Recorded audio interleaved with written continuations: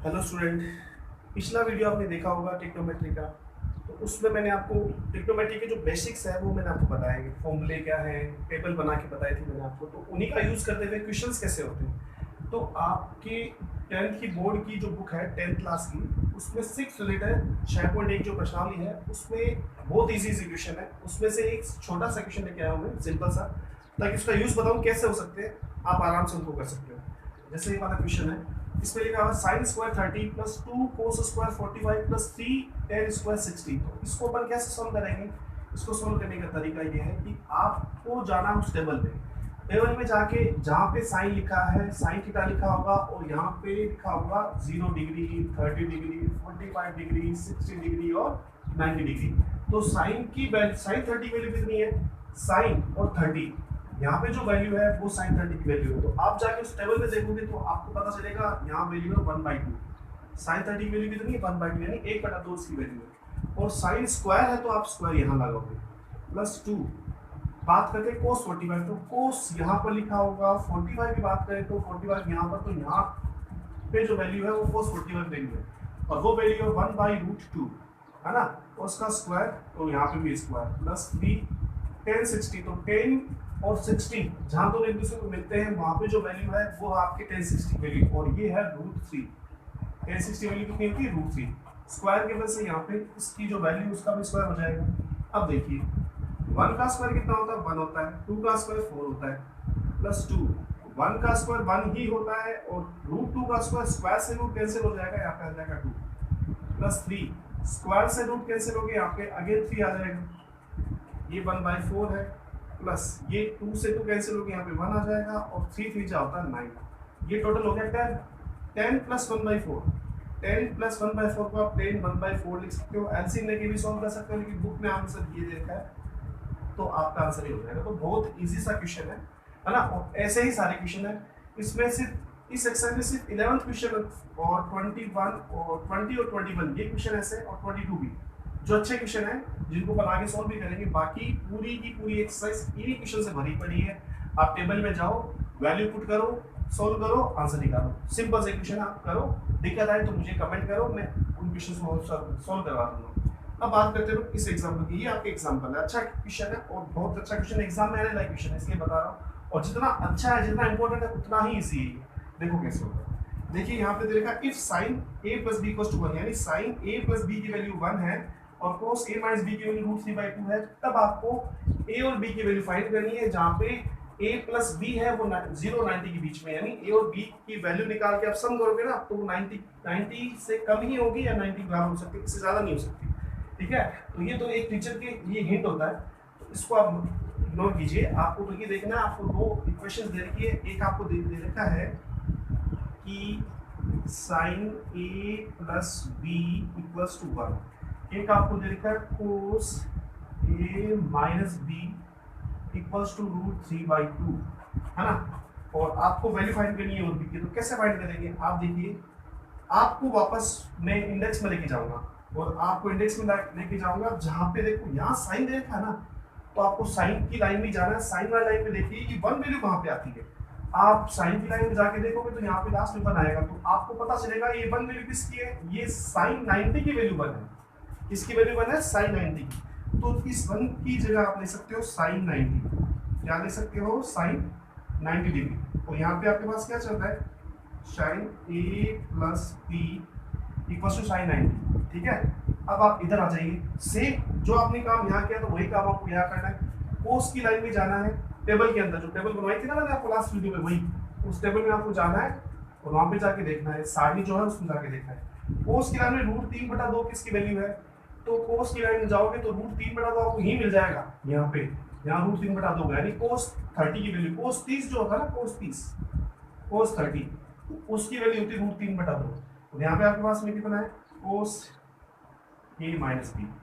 तो बेटा इतना करने के बाद आपको क्या करना है, आपको लिखना है दोनों तरफ तुलना करने पर। क्या लिखना है, दोनों तरफ तुलना करने पर। हिंदी मीडियम वाले ऐसे लिखेंगे, इंग्लिश मीडियम वाले लिखेंगे ऑन कंपेयरिंग बोथ साइड।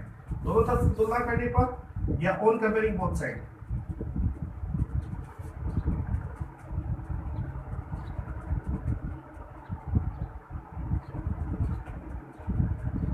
ठीक है, दोनों तरफ तुलना करने पे तुलना करोगे ना, तो यहाँ ये तो देखो साइन है, यहाँ पे साइन है, यहाँ पे a प्लस बी, यहाँ पे 90, इसका मतलब ये हुआ कि a प्लस बी की वैल्यू 90 है, यानी a प्लस बी बराबर कितना है 90 है, इक्वेशन नंबर 1। यहाँ पे आ जाओ a माइनस बी बराबर कितना आएगा 30, क्योंकि cos की जगह cos है, और a माइनस बी करने पे यहाँ पे आ जाएगा 30, तो यहाँ पे आ जाएगा a माइनस बी बराबर 30, ये समीकरण नंबर हो जाएगी 2। अब आप जानते हो सिंपल सी इक्वेशन से इसको सोल्व करना है, तो आप क्या करोगे, इक्वेशन 1 और 2 को ए लिख दोगे, ऑन इक्वेशन 1 प्लस 2, या फिर हिंदी मीडियम लिख सकते हैं समीकरण 1 और 2 को जोड़ने पर। तो यहाँ पे जोड़ेंगे तो b से b तो कैंसिल हो जाएगा, क्योंकि b प्लस का था b माइनस का था, कैंसिल हो गया। यहाँ पे a प्लस a क्या हो जाएगा 2a हो जाएगा, ठीक है। यहाँ पे 90 प्लस 30 कितना हो जाएगा 120 हो जाएगा, डिवाइड करेंगे 2 से, तो यहाँ 2 से डिवाइड करके 120 डिवाइडेड बाय 2 कितने 60 आ जाएगा, तो a की वैल्यू कितनी आ गई 60। अब ये वाली वैल्यू आप वापस इक्वेशन 1 और 2 में किसी में लिख दो, पुट इन इक्वेशन 1 समीकरण 1 में रखने पर आप ये वैल्यू वापस समीकरण 1 में रखते हो तो रखने से क्या आ जाएगा, यहाँ पे आ जाएगा a की जगह तो लिखना आपको 60, सॉरी b की जगह लिखना है आपको b, और 90 की जगह 90, तो प्लस का 60 इधर क्या हो जाएगा माइनस का 60 हो जाएगा। जब आप 90 में से 60 घटाओगे तो 30 बचेगा, तो आपके पास में b की वैल्यू कितनी आ जाएगी 30। a प्लस b की वैल्यू जो है ना वो या तो 90 होगी या 90 से कम होगी, ठीक है, ये बोला था। तो आपको a और b की वैल्यू फाइंड करनी थी, ये आपका आंसर है। a और b की वैल्यू आप निकाल चुके हो, फाइंड कर चुके हो, तो ये आपका आंसर हो जाएगा। a की वैल्यू 60 है, b की वैल्यू 90 है। ये क्वेश्चन यहाँ पर कुछ और भी आ सकता है, 10 आ सकता है, कोट आ सकता है, कुछ भी आ सकता है, लेकिन ध्यान रखना यहाँ पे जो आएगा आपको इस इंडेक्स में उसी रेशियो पे जाना है, उसी ट्रिग्नोमेट्री के रेशियो पे जाना है। साइन आए तो साइन वाला लाइन जाना है, कोस है तो कोस वाला लाइन जाना है, अगर 10 आ जाए तो 10 वाला लाइन जाना है। बहुत इजी क्वेश्चन है, और ये क्वेश्चन चेंज होकर भी आ सकता है बोर्ड एग्जाम में। जितना इजी है उससे कहीं ज्यादा इंपॉर्टेंट है, तो इंपॉर्टेंट है और इजी है, उसको थोड़ा सा आपको ध्यान से देखना है, ठीक है।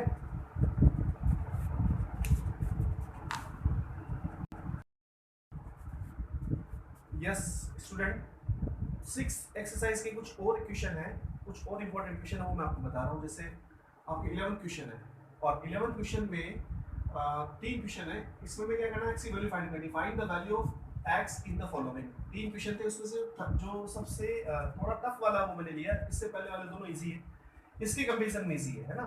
तो चलिए अब अपन को क्या करना है, यहाँ पे एक्स की वैल्यू फाइंड करनी। कैसे फाइंड करेंगे, ये √3 का √3, tan 2x का tan 2x, sin 30 की वैल्यू आप इंडेक्स में जाओगे, वहां से देख के लिखोगे, मुझे याद है इसलिए मैं डायरेक्ट लिख रहा हूँ 1/2x की वैल्यू। कोसेक सॉरी sin 45 की वैल्यू भी 1/√2 होती है, इसकी वैल्यू भी 1/√2 होती है, 2 की जगह 2 है, sin 90 की वैल्यू 1 होती है, इंडेक्स में जाके पता कर लेना कितनी होती है। सोल्व करो, 1/2 की जगह 1/2, 1 × 1 1 ही होता है, √2 × √2 2 होता है, 2 × 1 2 होता है, ठीक है। अब बेसिकली 1/2 और 1/2 कितना होता है 1 होता है, और 1 में आप 2 ऐड करोगे तो 3 बन जाएगा। इधर आपका सेम चल रहा है √3 tan 2x, √3 tan 2x, ये √3 मल्टीप्लाई में था, इधर आ जाएगा डिवाइड, ठीक है, ये डिवाइड में आ गया √3। अब tan 2x इक्वल्स टू 3/√3 है, हमें क्या करना है कि इसका करना है रेशनलाइजेशन, यानी परमेयकरण इसको बोलते हैं। त्रिकोणमिति में कभी भी आंसर में अपॉन में √3 नहीं रहता, तो उसको अपन क्या करेंगे, परमेयकरण करेंगे, √3 से ऊपर नीचे मल्टीप्लाई करेंगे, तो 3 × √3 कितना आ जाएगा 3√3 आ जाएगा, नीचे √3 × √3 3 बन जाएगा, 3 से 3 वापस कैंसिल हो जाएगा, तो यहाँ पे tan 2x ये रहा और √3 ये रहा। अब आप क्या लिखोगे, आपके पास में आ जाए, अब आप लिखोगे, लिखना नहीं है, अब देखो आपको करना क्या है, आपको ऐसा क्वेश्चन में पीछे करके आए हैं पर उसमें मैंने आपको क्या बताया था कि tan 2x इक्वल टू √3, तो आपको जब थीटा की वैल्यू निकालनी होती है ना, तो आप सारणी में जाते हो, टेबल में जाते हो, देखते हो 10 की लाइन में, 10 की लाइन में जाके देखोगे √3 इसकी वैल्यू, तो आपको पता चलेगा √3 tan 60 की वैल्यू है, ठीक है। तो जब आप यहाँ लिखो tan 60, फिर यहाँ पे लिखोगे on comparing both side, English medium वाले बच्चे ऐसे लिखेंगे on comparing both side, Hindi medium वाले लिखेंगे दोनों तरफ की तुलना करने पर, दोनों तरफ की तुलना करने पर tan की जगह 10 है, 2x की जगह 60 यानी 2x की वैल्यू 60 है, तो 2 मल्टीप्लाई में था डिवाइड हो जाएगा, तो 60 को 2 से डिवाइड करने का आंसर आ जाएगा 30। तो ये आपका जो क्वेश्चन 11 था उसका जो थर्ड वाला है सेक्शन वो आपने कर लिया है, तो x वैल्यू आपने 30 निकाली है ना। अब ऐसे ही अपन बात करते हैं क्वेश्चन नंबर 21 में, तो 21 में क्या दे रखा है, x की वैल्यू दे रखी है, और आपको प्रूव करना है कि sin x है ना 1/1 - cos 2x/2 के इक्वल होता है। तो चलो करते हैं, हम क्या लिखेंगे, सबसे पहले x की जो वैल्यू है ना, वो यहाँ x की जगह x की वैल्यू पुट करेंगे, x की जगह x की वैल्यू पुट करेंगे, तो लिखेंगे put x equals to 30 in given question, given question में आपको x की जगह 30 लिखना है। चलो देखते हैं, तो यहाँ तो हो जाएगा sin 30, जब यहाँ 30 लिखोगे ना, 30 लिखोगे, 30 दूनी 60 होता है, 30 इंटू 2 60 हो जाएगा, तो 32 जा 60 हो जाएगा। यहाँ चल रहा है आपकी अंडर रूट, बाकी सब चीजें सेम चल रही है। अब आपको क्या करना है, सारणी में देख के मान रखना है। सारणी में जाओगे तो वहाँ आपको पता चलेगा साइन 30 की वैल्यू 1/2 होती है, is equal to under root की जगह अंडर रूट है, 1 की जगह 1 है, माइनस की जगह माइनस है, cos 60 की वैल्यू 1/2 होती है, बटे 2 पे चल रहा था। आगे देखो, एक में से आधा घटेगा तो आधा बचेगा, यानी 1 - 1/2 = 1/2। अपन में 2 चल रहा है, 2 के अपन में 1 लगाओ तो कोई दिक्कत नहीं है, लगा दिया मैंने। अब क्या था कि डिवाइड में था, तो डिवाइड को जो मल्टीप्लाई में सोल्व करते तो ये क्या होगा, ऊपर आके रेसिप्रोकल हो जाएगा, तो 1 ऊपर जाएगा 2 नीचे आ जाएगा, तो 1/2 की जगह 1/2, ये 1 ऊपर ये 2 नीचे। यहाँ पे क्या आ जाएगा, अंडर रूट के अंदर आ जाएगा 1 × 1 1, 2 × 2 4। यहाँ 1/2 चल ही रहा था, देखो ये 1/2 था, यहाँ पे भी 1/2, ये 1/2 नीचे चल रहा है। इस अब देखो, इससे आगे वाला स्टेप आगे यहाँ लिख रहा हूँ, तो इसका मतलब होता है स्टेप चेंज हो रहा है, तो इस स्टेप से आगे वाला स्टेप यहाँ आ रहा है। ये 1/2 है, ये 1/2, 1 का स्क्वायर रूट 1 ही होता है, 4 का स्क्वायर रूट 2 होता है। आगे आ जाइए आप यहाँ पे, ये अच्छा मैं आपको ये बता रहा था इस क्वेश्चन में कि हमें प्रूव करना था, तो देखो RHS = RHS तो प्रूव हो गया, तो RHS की वैल्यू 1/2 है, RHS की वैल्यू 1/2, तो ये क्या हो गया, प्रूव हो गया। अब आप इधर आ जाइए, क्वेश्चन नंबर 22 में देखो क्या बता रखा है। A की वैल्यू आपको 60 बता रखी है, B की वैल्यू 30 बता रखी है, आपको प्रूव करना है कि cot A - B = cot A cot B + 1 upon cot B - cot A, ये प्रूव करना है। चलो करते हैं। पहले जैसे इस क्वेश्चन में हमने पुट की थी वैल्यू x की, वैसे A और B की वैल्यू आपको पुट करनी, तो A की जगह 60, B की जगह 30, A की जगह 60, B की जगह 30, और A की जगह 60 और B की जगह 30 पुट किया। अब करना क्या है, सो आपने को कैलकुलेशन करनी है। कोड 60 - 30 कितना होता है, सबको पता है, 60 में से 30 गए तो 30 से बचेंगे, कोड 30 आ जाएगा। अब आपको करना क्या है, आपको जाना है टेबल में, टेबल में जाके देखना है कि कोड 60 की वैल्यू कितनी होती है, पता चलेगा 1/√3 होती है। कोड 30 की वैल्यू कितनी होती है, पता चलेगा √3 होती है। +1 की जगह +1 अपॉन कोड 30 की वैल्यू अभी आपने लिखी √3, तो नीचे भी √3, और माइनस की जगह माइनस। कोड 60 की कितनी होती है, आपने पहले लिखा था, कोड 60 कितनी होती है, कोड 60 की वैल्यू होती है कितनी, ये 1/√3, तो आप यहाँ 1/√3 पुट करो, तो √3 से तो √3 कैंसिल हो जाएगा, और यहाँ देखिए कोड 30 की वैल्यू होती है √3, ये √3 से √3 कैंसिल हो गया, यहाँ बचा 1 और +1, तो 1 + 1 सबको पता है 2 होता है। यहाँ नीचे आ जाएगा एलसीएम इसका, √3 का 1 का, √3 का 1 का एलसीएम लघुत्तम कितना होता है, √3 ही होता है। √3 को जब आप √3 से गुना करोगे तो √3 × √3 3 बनेगा, माइनस की जगह माइनस, √3 में √3 का भाग लगाएंगे, आंसर आएगा 1। 1 को जब आप 1 से गुना करोगे तो वापस 1 ही आएगा। ये सिंपल सी कैलकुलेशन है, मेरे हिसाब से 10th के बच्चों को आती है, ठीक है। तो देखिए 2, हाँ ये देखो, इससे आगे वाला जो स्टेप है, यानी स्टेप चेंज हो रहा है, इसका मतलब होता है स्टेप चेंज हो रहा है, स्टेप चेंज हो, इससे आगे वाला √3 का √3, 2 की जगह 2, 3 में से 1 गया, बचा 2, बटे में √3 है, ठीक है। अब इससे आगे वाला स्टेप देखो, ये स्टेप चेंज वापस हो रहा है, तो √3 का √3, ये 2 की जगह 2 पड़ा है, ये भाग में था, ऊपर गुणा में आएगा तो क्या होगा, उल्टा हो जाएगा, तो √3 तो चला गया ऊपर, 2 आ गया नीचे, तो 2 से 2 कट गया, तो क्या बचा, इधर भी √3 और उधर भी √3, इधर भी √3 उधर भी √3। हमें क्या करना था, प्रूव करना था कि ये इसके इक्वल, तो LHS की वैल्यू भी √3 आ रही है, RHS की वैल्यू भी √3 आ रही है। इसका मतलब ये हुआ कि ये प्रूव होता है कि LHS = RHS, इक्वेशन अपना प्रूव होता है। तो ये छठी प्रश्नावली के कुछ इंपॉर्टेंट क्वेश्चंस थे जो मैंने आपको करवाए हैं।